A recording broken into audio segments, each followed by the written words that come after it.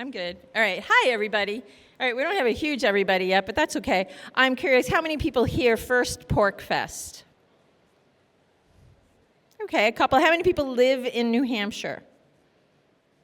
How many people are planning to move to New Hampshire? All right, we got some. Very good. I like to take a poll of these kinds of things. We forget at Pork Fest that we need to do that to encourage people to move here. But this talk is very New Hampshire-centric. And I'm going to focus on the problem with public schools and talk about one solution that I'm working on. But the goal of this is to get you thinking about what you want to do to help with this education problem in New Hampshire. What we're going to do after this at 4 o'clock at Firesteel, which is right over here, we're going to do what they've been calling a dialogue. And so what's going to happen there, it's like a follow-up on what I'm doing here. So I'm going to lay the groundwork for problems that exist.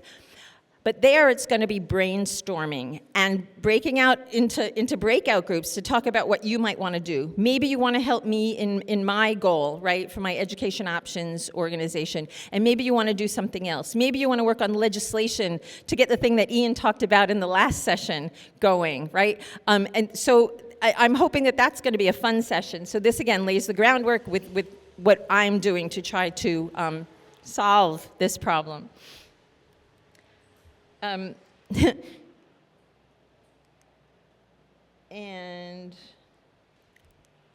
all right, so Olga gave this very long bio for me, and I apologize. I would have done a shorter bio if I knew that was what was going to be read. And so, I mean, that actually covers a lot what this is.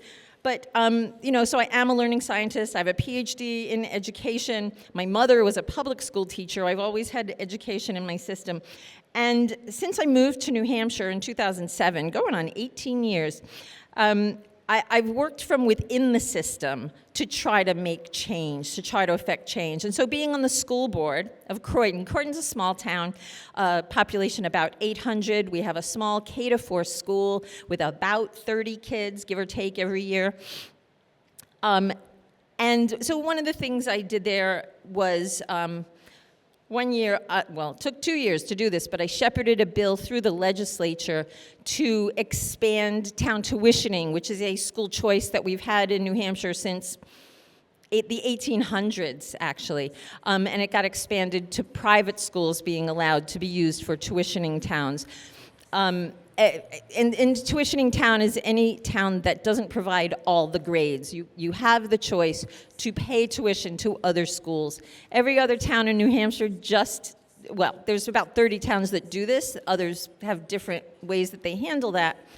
About 30 towns, they only send their kids to public schools still, even though the law got passed in 2017 that you can include private schools in the town's options. And then there was a U.S. Supreme Court decision that said, if you're using tax dollars to pay for private schools, then you have to allow religious schools as well. So yet again, Croydon is the only town in New Hampshire that actually uses tax dollars to pay religious schools if the parents choose those. So I affected some change there, and that was very encouraging. And I had other things that were more frustrating. So one of the things was we have in this small school, we generally have a teaching principal, right? So they're part-time principal and they teach. Otherwise, it's a small school. We have multi-grade classrooms. And so, you might have K in 1 and then 2, 3, and 4 in 2 separate rooms, right? And so I encourage these teaching principals to change it from multiple grades in a classroom to have single ability groups. So you're teaching the kids at the same level.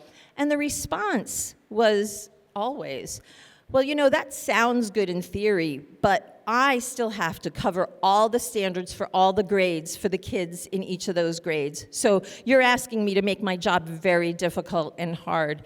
And, I talked to the education commissioner about it also, and he's like, that's not what the standards are for. They're to show you what you should be doing next, what that next thing is. And so these teachers have been trained. Like, I can't blame her for her response, right? They've been trained that they have to cover the standards, and they don't know how to think outside the box to make this actually work for the kids. I have other stories, but I was always hitting my head up against a wall trying to do things within the system. My second thing here is I've been on the board of the School District Governance Association, and there we're trying to help school board members realize that when they get elected to the school board, they're not just part of the administration, working with the administration to, do the things that they're supposed to do in schools. They're supposed to provide the oversight of the administration. And most school board members don't realize that. The School Boards Association of New Hampshire tells them that you just need to rubber stamp whatever the superintendent tells you. Maybe not in so many words, but close. We're trying to show them another way. We've been around since 2017, and we're making some ground way, but anyway, it's one of the things I am doing inside the system. So a year ago, I did retire a couple of years ago, which freed up my time to do more things. And now I'm nearly full-time running this organization called Education Options. It's a nonprofit, a 501c3. Our mission is to educate families about the range of education options they have in New Hampshire. And I will get to that later in the talk, right? And so that goes from homeschool to even how to get out of high school faster in different ways. So we do the whole range. So that is, that's a little about me. How many people were at Ian's talk an hour ago? All of you? Okay, so I don't have to explain this chart, right? But the short version for those of you who weren't here is that spending is just out of control in schools. I know our property taxes are skyrocketing. People are starting to get afraid. And that's a good thing, because when they are, then change can happen, and we need to be able to embrace it, right? And the bottom line shows that there's just been no change we're just talking reading and math here, right? Not how well they know history, but reading and math. And this is the NAEP test, which has been around since 1970, but we go back to 1930 at least to know since 1900 there's just been no change in how well kids are learning in school to read and do math. Did I do that? And another piece of data, I came across this recently in an article. 54% of American adults read below a 6th grade level. And this is an outcome of the public schools, right? I mean, what else can you blame that on? I mean, let's talk about parents taking responsibility for their kids' education. That's another thing Ian talks about. So I'm not going to go down that alley, but it's very true. So my title, The Problem with Public Schools. So what's the problem? I mean, there's a huge list of problems, and this doesn't even cover them all. Beyond academic outcomes and costs, there's limited parental involvement. They do lip service to that because they also give limited transparency to parents about what's going on with their kids. Often, and more often, especially since COVID, parents are realizing that the schools aren't teaching the values that they want, and so more parents are taking their kids out of schools, or want to, but we'll get to that, right? Mental health struggles, bullying, and so on. But the big problem is that schools have convinced people that government schools should be judged on their intentions. But everything else, all the alternatives, should be judged on the worst possible outcomes, right? Oh, if families homeschool, they're going to abuse their kids, right? We need oversight of that. Are you kidding me? Teachers abuse the kids in their classrooms, and nobody seems to care about that when that's the discussion, So that annoys me. But, and even though that curtain has been lifted a little, most parents will say that their school district is good, right? Even though, they've been convinced, right? So one of the problems when you see all these problems is to step back and say, what's the goal of public schools? And I'll tell you that nobody agrees on what the goal is. Did I not Did I have the wrong slide up when I went through that? Problems with public schools, or I walked through it. All right, I'm sorry, I can't see over my shoulder. So what goals does society have? Educate children, sounds good. Promote woke ideology, eliminate woke ideology, right? Different segments have different goals for public schools. I know people who just want to reduce property taxes. That's all they care about, right? That's a goal. And Ian, in the last hour, and by the way, I didn't realize until yesterday morning that Ian and I have like the same intro to our talks, so here we go. But I'm going in a different direction here, right? There was a former superintendent of a large school district in New Hampshire that stated the most important thing we teach our kids is diversity, equity, and inclusion. I mean, I wish they had recorded that session, so then we could just post that everywhere. It's unbelievable. But if you see what's going on there, you realize it's true, and at least he admitted it, right? But I'm going to invite you to, as I go through these things, if you want to join us for the dialogue session, write down some notes about what is sparking your interest, like what goals you have, what problems how you want to solve, or how you want to solve it. My personal goal is to teach kids to read and do math, right? Sounds simple enough, except that it's not working, right? So then, and Ian went through this too, what approaches have been tried? So smaller class sizes, standards, instructional technologies. I could go through this, but you get it, right? They try it again and again, and the big thing is that none of them have improved student achievement in any significant way, and yet they keep trying it and get more money thrown at them. There are some charter schools who are doing a pretty good job in terms of helping kids become independent learners. There's like an alternative high school in Claremont. There's a charter school called Ledyard in the Upper Valley in Lebanon. But there's still, charter schools have a lot of rules imposed on them that keep them from doing really good work with kids. So what could be tried? And these are, again, Ian talked about this a little bit, but this is the area that you might actually be like, oh, wait, I want to try to help get this done, right? Grouping kids by something other than age, that could be done in an administrative rule, right? So you have laws, RSAs in New Hampshire, and you have administrative rules that further limit what schools can do. But I'm going to jump down to innovation schools because this is a law that was passed a couple of years ago that allows public schools to ask permission to take some of those administrative rules and relax them so they could do something innovative. Not one public school has tried to do this. They are very happy with the status quo, right? And we know this, but still it's there, right? How do we get the word out to schools that they can do this if they want? One of the ways that a solution could happen. Stop mandatory attendance, so completion-based funding. So this is what this chart is on the right. The idea is that if we set these standards for that minimum amount, so say, when are you going to be ready to go out in the world, that your reading level is sufficient, your thinking is sufficient, you have some basic math skills, maybe some statistical skills, right, to not be lied to so that you understand when people are making fallacious arguments, right? And you get out when you're ready, when you have met those requirements, not when you hit 18. So that's the idea of completion-based, or the pay and pray model, as he called it. We could also have community centers where all the extracurricular stuff gets done outside of school and tax dollars don't pay for it. Wouldn't that make sense? So there's all these things. And Ian has written about a lot of these things, and I'm selling the books, bare minimum books, at campsite 35 over here on Silk Road. So come by tomorrow or the next day. I'll be around, more or less, and you can take a look at the books there. So this is my,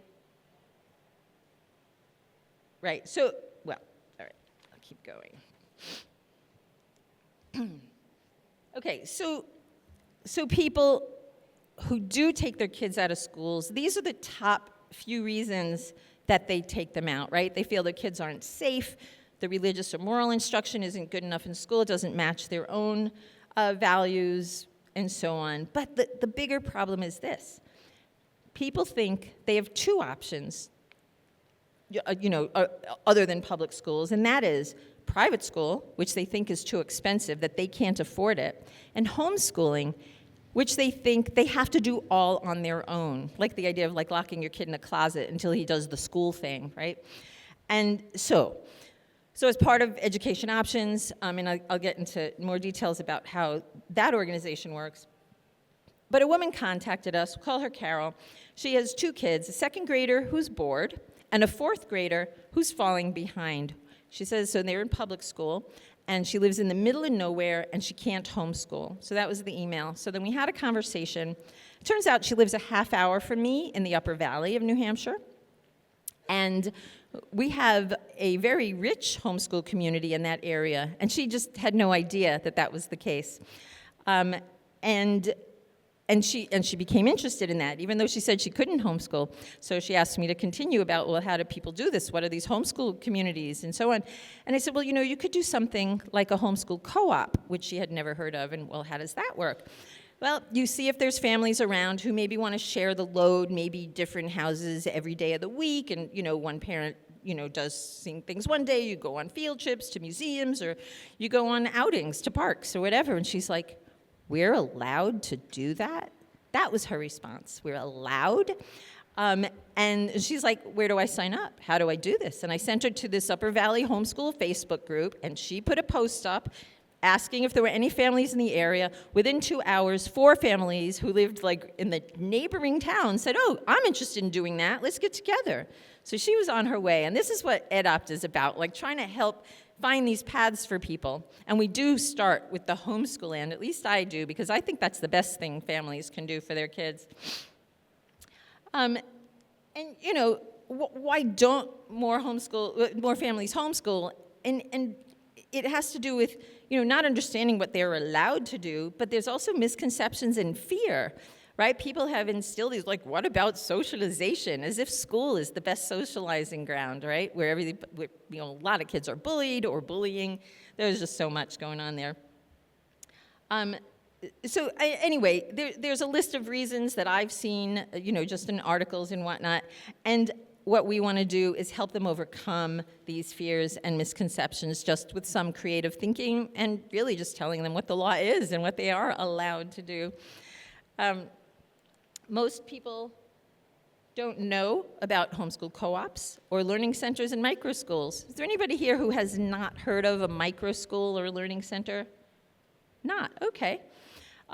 So in New Hampshire, and probably anywhere, in order to go to one of these places, you have to officially homeschool your kid. But usually, well, it can be set up any way you want, really. But there are some, like Latitude Learning, which is in Derry, New Hampshire, which is a drop-off program, or you can sign up for classes, and your kid just attends these classes.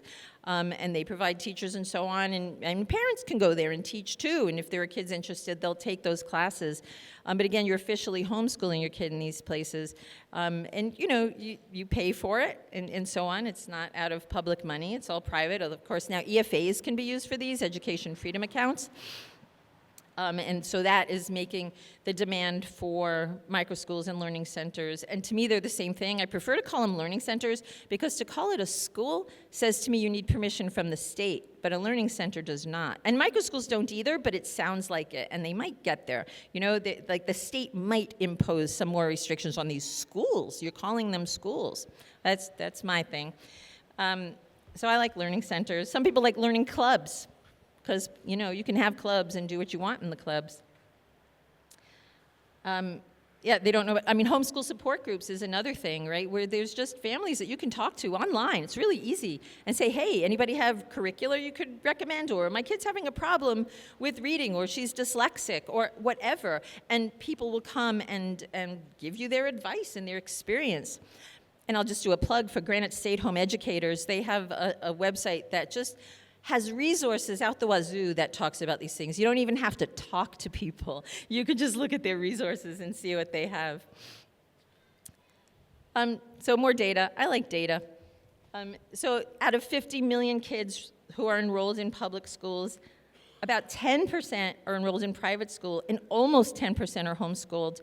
So this number is way higher than before COVID. Now, it did peak during COVID and came a little back down, but didn't go back as far as it was before. So the number is still growing as people realize that there's more that they can do with homeschooling than what they think you can.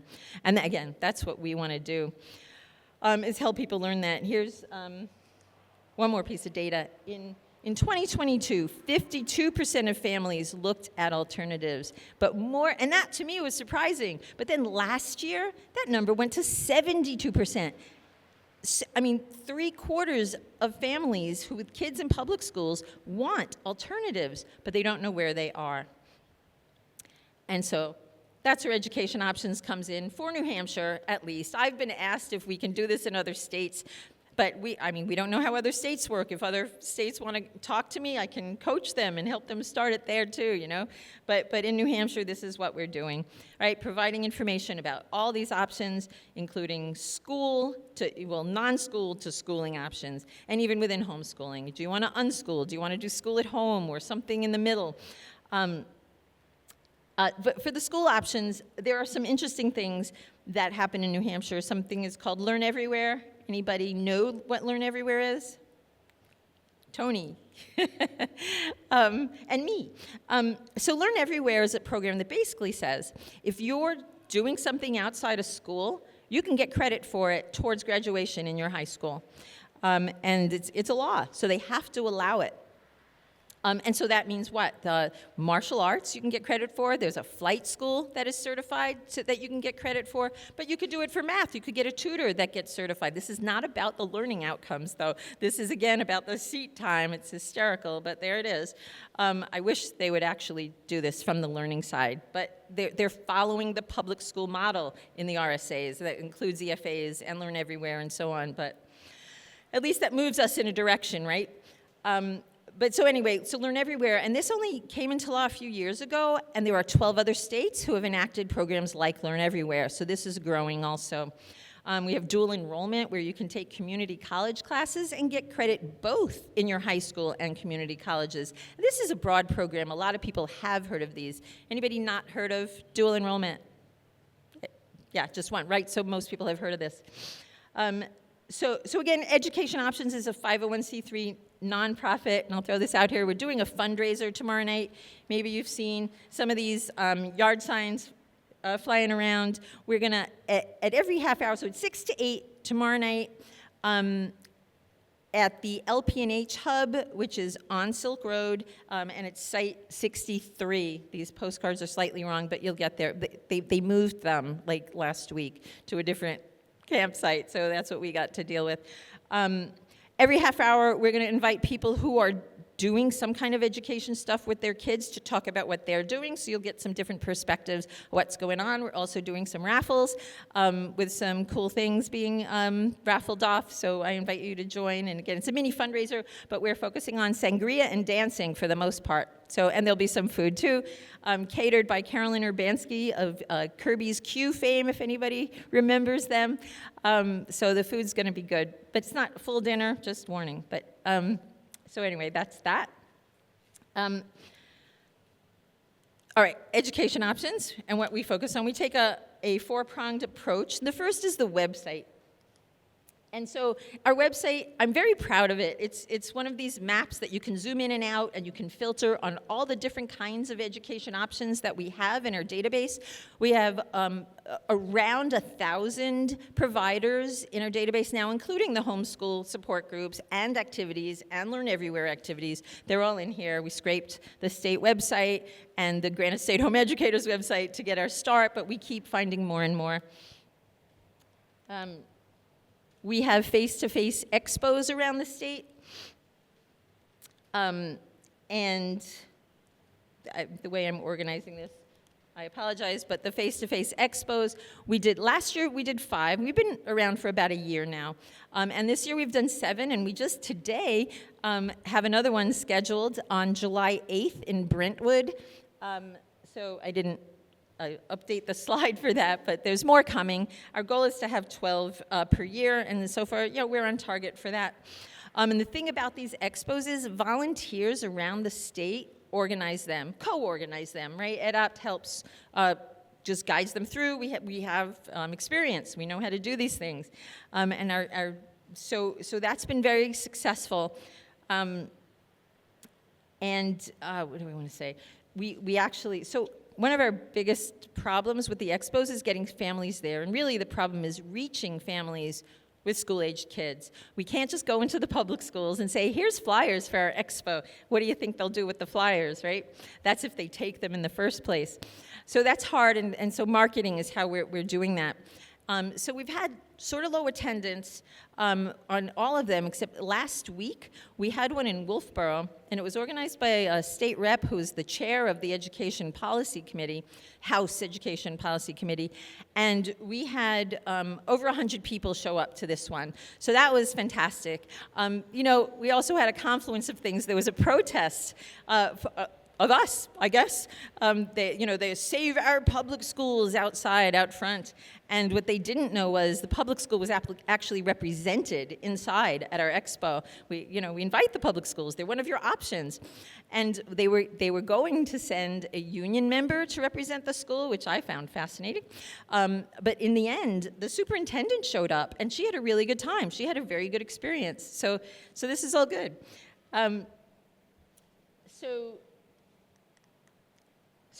So those are two things. Another thing we do is provide consultations to families who want guidance. So you can look on the website, but you'll only find the places, the providers, but you don't necessarily get a good idea of where to go, what to do, what can you do with your family. Like this Carol that I talked about, she wouldn't have known what to look for.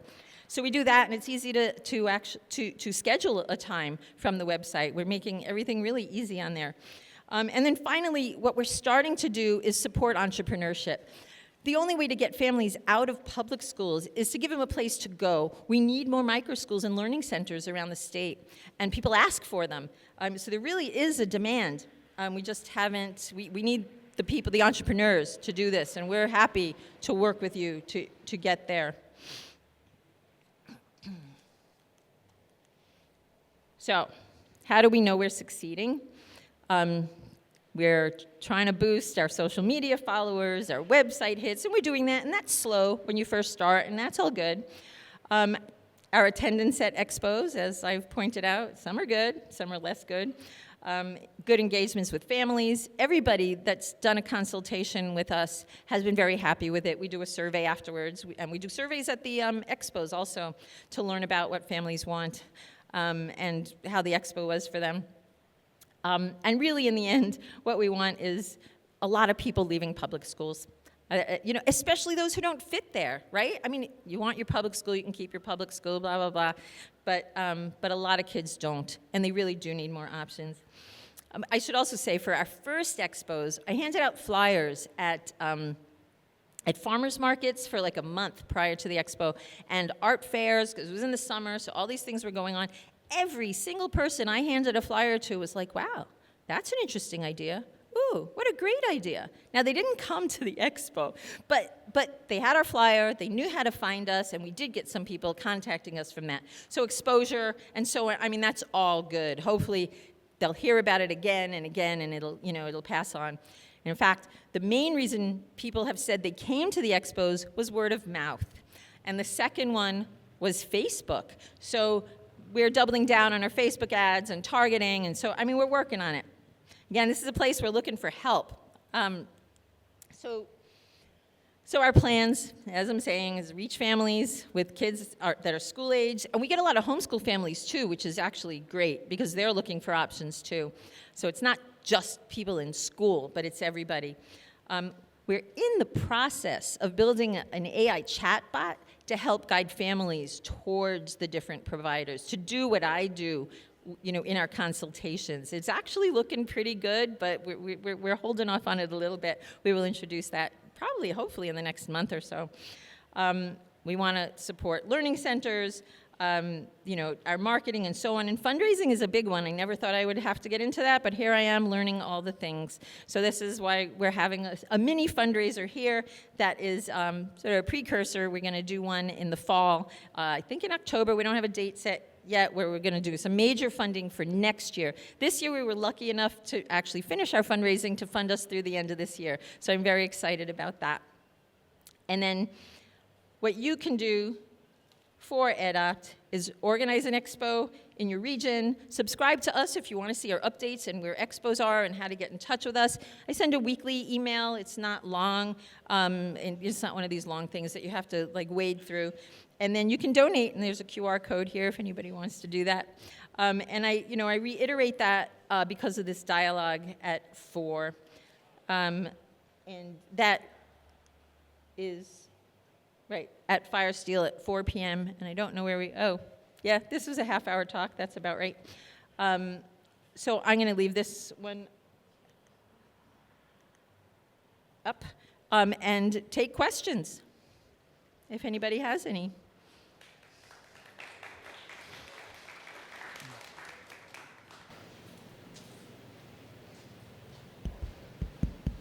Hi, Jody.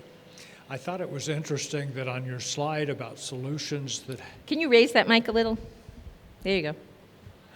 On your slide about solutions that could be tried, there was nothing on there about performance-based pay for the teachers.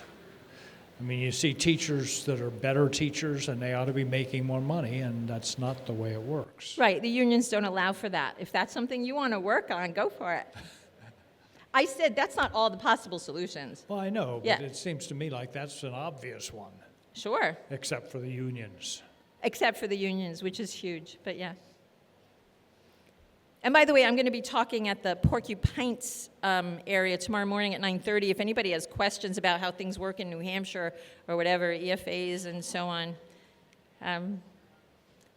So no other questions? Then, I mean, that's all I have. If you're interested, 4 o'clock at the at Fire Steel. Yeah, can you come up to the mic?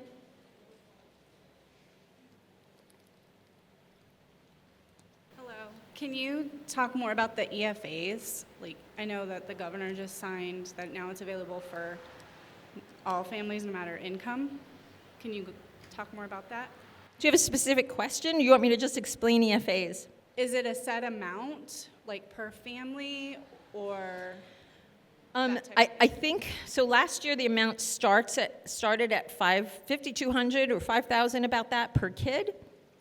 But then you get more depending on if they're special needs or if they're second language, English as a second language learner, or if you're at a poverty level. So more was added to it.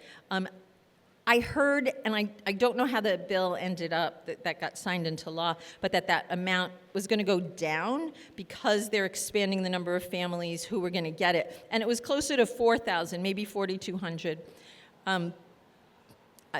So if that answers your question. And for a homeschooler, that's a lot of money, right? I understand that a lot of families do homeschooling for less than $1,000 per year per kid. And of course, people say, yeah, but you're not talking about paying the parents and other people. But even when they bring in tutors, it still amounts to that. And for private schools, they often are sliding scale. A lot of that's not enough to go to a private school. There are ways to do that. And there's also the tax credit scholarship. That is income-based. And I believe that is at 350% of the federal poverty level, which last year was $109,000 for a family of 4. I believe that's going up this year, 112 maybe.